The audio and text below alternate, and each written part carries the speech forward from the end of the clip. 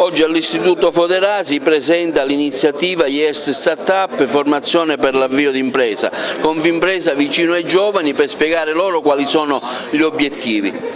Diciamo molto vicini ai giovani. Intanto ringraziamo l'Istituto Foderà, la preside che ha accolto con grande interesse questa iniziativa rivolta ai giovani che non studiano e non lavorano. Sono giovani dai 18 ai 29 anni che sono oggetto di interesse da parte di questa misura europea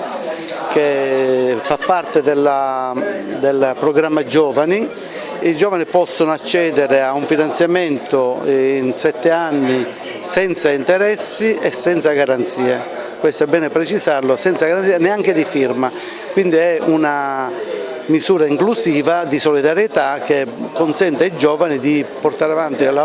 loro iniziativa, un loro progetto, una loro fantasia e realizzarla praticamente, perché ci sarà uno staff presso la nostra organizzazione a disposizione di questi giovani, si farà un'attività formativa di 80 ore e l'aiuteremo a realizzare il loro progetto di impresa,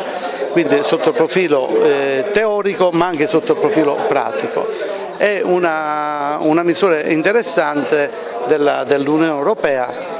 E quando poi si parla male dell'Unione Europea i giovani dovrebbero capire che il loro obiettivo deve essere quello di stare dentro l'Europa, non fuori l'Europa, che l'Europa si sta occupando del disagio dei giovani. I giovani NEET di cui si parla tanto sono circa 3 milioni in Italia,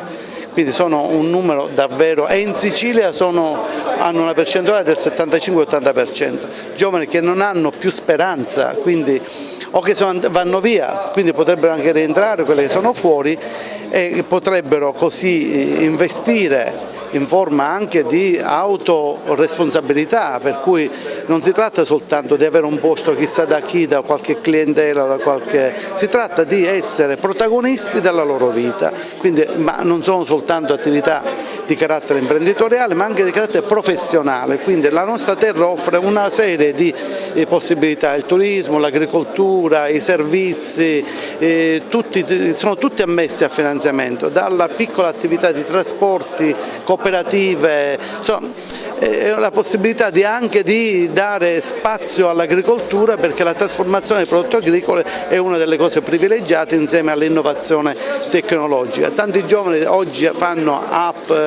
questioni informatiche, c'è una grandissima possibilità di aiutarli, quindi i nostri uffici sono aperti, lo staff è a disposizione, speriamo che i ragazzi decidano di autoregolarsi.